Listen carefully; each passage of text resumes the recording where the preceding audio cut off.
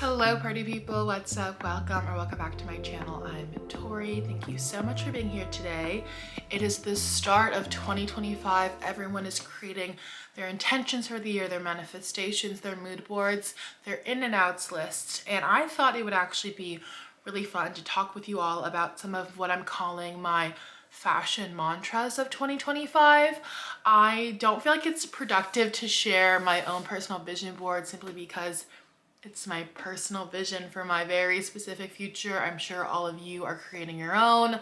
I always love writing an in and outs list, but I never take those seriously, mostly because I hate when people tell me what they deem to be in or out, like who died and made you the Reverend Mother. But I wanted to share my mantras for the year because I think these will actually be very helpful. I think they'll also really show you what my mentality is going into 2025 when we're talking about fashion and purchasing power and things like that. So I wrote everything down on my computer. So if I'm looking down, I really am just looking at my notes. The first mantra on my list is lean into mindfulness. Now, I do feel like I've been seeing a conversation reach new heights online where people are very concerned with the fabric makeup of the new pieces or secondhand pieces or any pieces that they are bringing into their closet. I love the conversation of what's the percentage of real fibers compared to synthetic fibers. And another element of leaning into mindfulness that I want to do more of in 2025 is shop in person, try these clothing pieces on. I don't just want to look at something and like it's flat image on a screen. I want to be able to feel the product in my hands,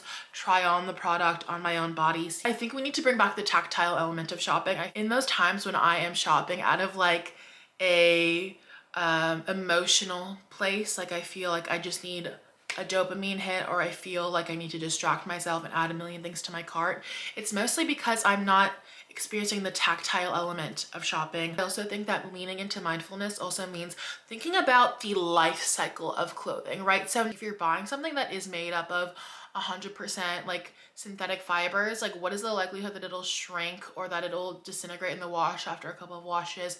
Then what happens to that clothing, things like that. I have a surface level understanding of the way returns happen for clothing purchases made online. Like more than likely those items that you are returning while you may get your money back, there's a very low chance that those items are actually being put back on the floor. Like they're probably being destroyed more often than not. I feel like this fashion mantra could also apply to other things, like such as the fibers of your bedding or the fibers of your furniture and the things around you. So yes, number one, leaning into mindfulness. The second mantra I have is that trend is not a dirty word. I'm someone who has experienced like this spectrum of emotions that you can feel when following a trend.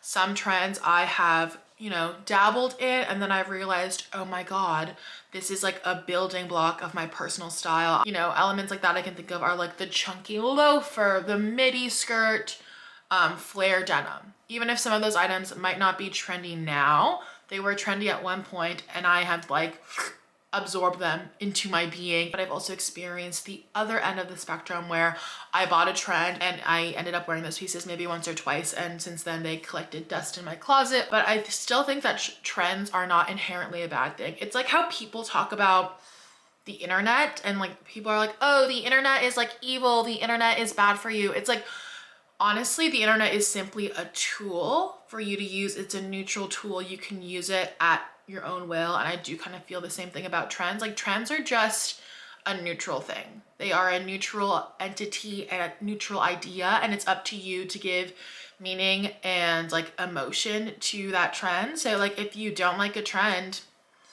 you don't have to participate in it. Also, similarly, if you like a trend, that doesn't mean you have to buy it, you have to wear it. There are so many trends that I love or that I see other people wearing or I see talked about and I'm like, okay, I love that, but I don't think that fits in with my lifestyle, but I will admire it from afar. So number two, trend is not a dirty word.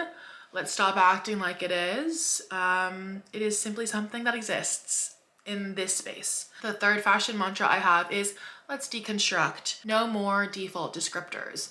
And some default descriptors I wrote down are chic, cool, vibe, timeless, aesthetic. I've definitely used cool and timeless many times. I would also say other words like effortless kind of fall into this category as well. But I think we need to stop using these descriptors simply because all of these words mean different things to different people. So essentially this word means nothing. I think we should all be asking ourselves, okay, I'm looking at this clothing item. Why do I think it's chic? Why do I think it's cool? Like, let's deconstruct that. An example for me is I have definitely overused the word cool before when describing celebrity style or style that I would like to emulate. An example would be like Zoe Kravitz. I think Zoe Kravitz has incredible, impeccable personal style. So now I have to ask myself, what makes her cool? Why do I love this style so much? Well, I really like Zoe Kravitz's style because I love the way that she will mix like traditionally masculine and traditionally feminine pieces together, such as the slip skirt and the loafer. I also think that her style is really interesting because she finds so many incredible pieces that fit her body well. I love the outfit formula of mixing masculine and feminine pieces together. Got it. I love the look of something oversized or when something fits your body well. It's like this kind of exercise, like really boiling down why you like someone's personal style. And I also think the reason why there's this huge conversation about how overrated personal style is or how tired people are of the personal style conversation kind of stems from the constant use of these very bland descriptors. I actually don't think that people are sick of the pursuit of your personal style or sick of the conversation on how to hone in on your personal style. I think most people are just sick of the vocabulary we are using to describe style, to describe trends, to describe aesthetics. So I think if we allow ourselves permission to deconstruct these things, or even just to think a little bit more deeply on things that are like commonly seen as shallow topics, like we will be able to like flex creativity in a really fun and interesting way instead of conversations that kind of just feel like search engine optimization, like alphabet soup. Like this next idea is the way you get dressed every day is the way you express your personal style. So get dressed. This is kind of inspired by a Joan Didion quote when she was asked why she uses the good silver every day. Maybe I can find the excerpt and throw it up on screen. But it also reminds me of the quote that's like, you live your life how you spend your days. And so I feel like this is kind of true with personal style. In 2024, I really let the combination of living at home with my parents and working from home kind of get in the way of me getting dressed every day. I kind of got a little bit lazy, I'm not gonna lie. I would literally wear the same clothes that I went to bed in all day as I was just working from my computer. I actually really like getting dressed. I like the routine of getting dressed. I feel like it's very similar to an everyday coffee routine that I have because it just feels like meditative. It kind of allows you to like wake up your brain, kind of just like wake up your body, feel more present in your body. And so I do want to continue dressing myself every day, or you know, get dressed as much as I can in the new year. I also feel like there's this pitfall happening right now where people are also getting dressed, you know, for the internet, for the ether, for the audience on the other side of their phone, versus getting dressed kind of like as an act of self-care. I really do not want to live my life or dress myself in a way that's simply for other people's consumption. I want to bring back the joy of getting dressed, of going through my closet and being creative in the ways that I choose my outfits. Like I want to get back to the way that I was in high school when I would like have so much fun getting dressed every day to like show off my personality, to feel like myself, to express myself. But at the same time, these outfits have to obviously make sense for my day-to-day life. Finally, my last fashion mantra is stop waiting for permission. I feel like this mantra is pretty self-explanatory. Stop waiting for the right occasion or the right moment or for when you lose that correct amount of weight to wear an outfit that you want to wear. I also wrote this down because I also hate when I see those videos that are like, so like, what are the it girl shoes of 2025? So girlies, like what's our go-to bag of the spring and summertime? Like, so when are we gonna admit that we should need to bring back skinny jeans? Enough. Honestly, you do not need anyone's permission to wear what you want to wear.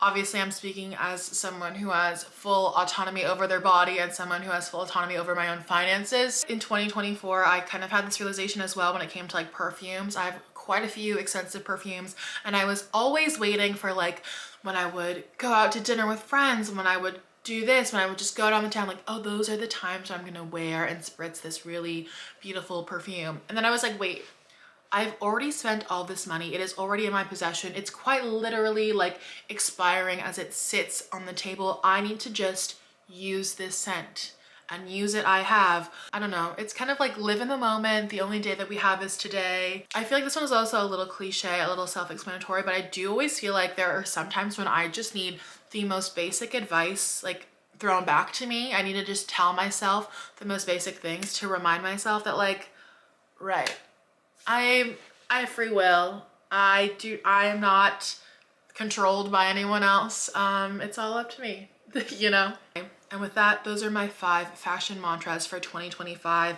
I hope you enjoyed. Please let me know if this has inspired you in any way, what your fashion mantra might be. Please give this video a like or a thumbs up, or leave a little comment down below. I know everyone's watching YouTube on the TV these days, so I'm like, where are the comments? If you want to see more from me, I will link all of my socials down below, and I will see you very soon for the next one. Bye!